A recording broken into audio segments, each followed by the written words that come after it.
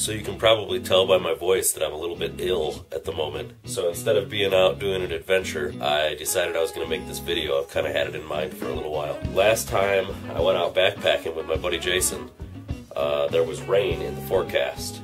And the one thing about when it's raining and you're backpacking is a lot of times you get stuck in your tent and you just sit there until morning because there's nothing to do. You don't want to be standing outside getting wet.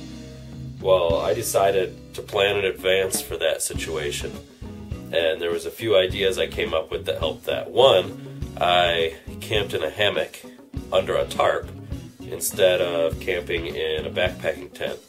So my tarp was big enough that we could all hang out under it. And the second thing was, I wanted to be able to have a fire.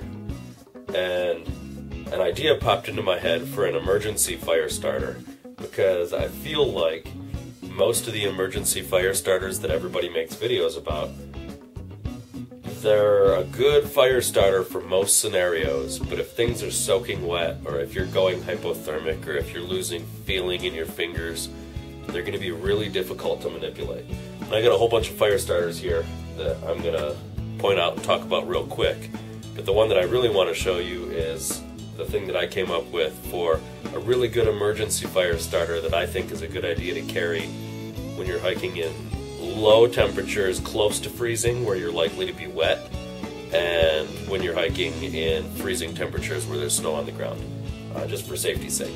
Obviously the first thing for starting fires is a lighter. I prefer the Bic style lighter over any other one. These transparent ones, you can see how much fuel is left, but the flints run out a lot and they're not as durable. These ones last a lot longer.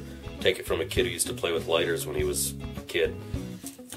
The second thing obviously would be a fire steel or a magnesium block with a striker insert. And I'm not saying you shouldn't learn all of these different devices. In fact, I think you should be well practiced up in all of them. But something like this I consider fire for a long-term period. You know, you can start a fire with this anytime in the next 50 years. But it's not necessarily an emergency fire starter. If you're going hypothermic, your fingers are going to be too stiff. You're not going to be able to strike this, shave off the magnesium, manipulate all the little pieces of tinder that you're going to need. That's going to be really difficult when you start losing dexterity in your fingers.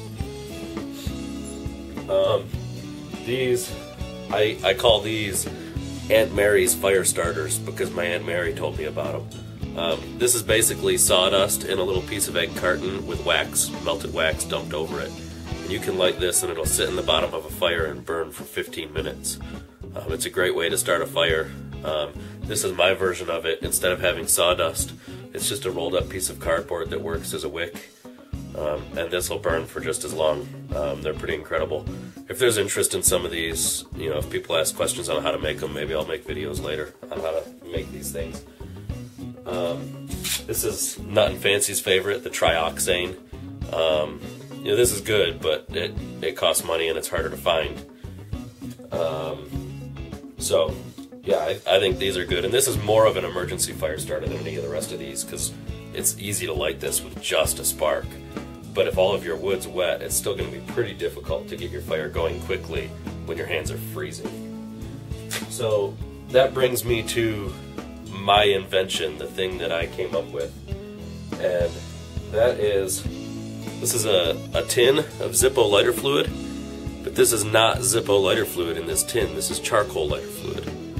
And the thing I like about it is that it's a very small container, but these containers do not leak. I mean, I've carried these around in my pockets before. You can squeeze it with it closed. They don't leak whatsoever. So it's great to carry in a backpack. The one drawback to a Zippo container, this is an unmodified one. They're very difficult to open without a Zippo. You use the lid of the Zippo to open this. And so when your fingers are freezing, that would be a real difficult thing to get open. I can't even get my thumbnail in there now. So what I did is I took out my pocket knife and I trimmed out that edge, and I opened up this hole a little bit more so that it will squirt more fluid at once.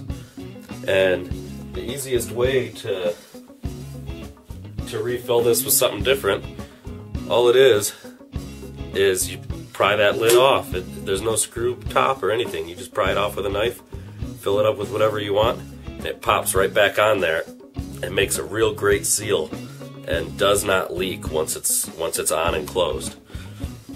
So you can take something like this, and on that backpacking trip that I went on, I took one of these, and we split up wood just like you would see in all the fire making videos. You know, the first video that got me into YouTube was Don Fancy's fire making in the snow. Got a whole pile of split up wood over here. Squirt this stuff on it, and it just lights right up. You know, you could manipulate this lighter even if your thumb is totally frozen. If it takes two hands, you can manipulate this lighter. So if you have this fluid and just squirt it on there, that's an emergency fire. You'll have it started literally within 30 seconds. It'll be a hot blaze. So here we go.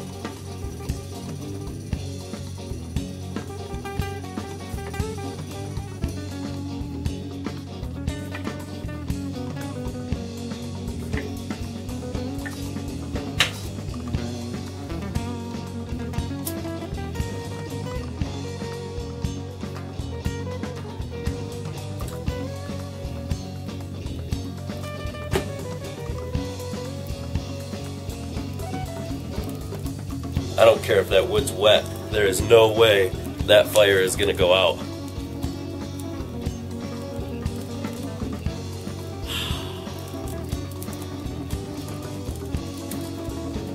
Now, in the same scenario where you're freezing to death and you can't get your fingers working, you could use the white gas out of your liquid fuel stove. But you have to be aware that that stuff's volatile. It's like gasoline. That stuff could explode in your face. So you have to be well aware of how that's going to act if you light it. The other thing is it's not going to have as sustained of a burn as charcoal lighter fluid does.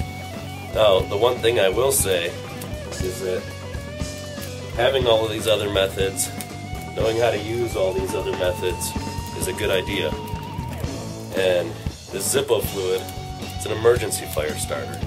You carry it, use it if you absolutely have to. Start your fires in another way. Practice all this other stuff. Be good at it. This may not be the most manly way to build a fire, but when I'm freezing to death, I'm not too worried about being manly.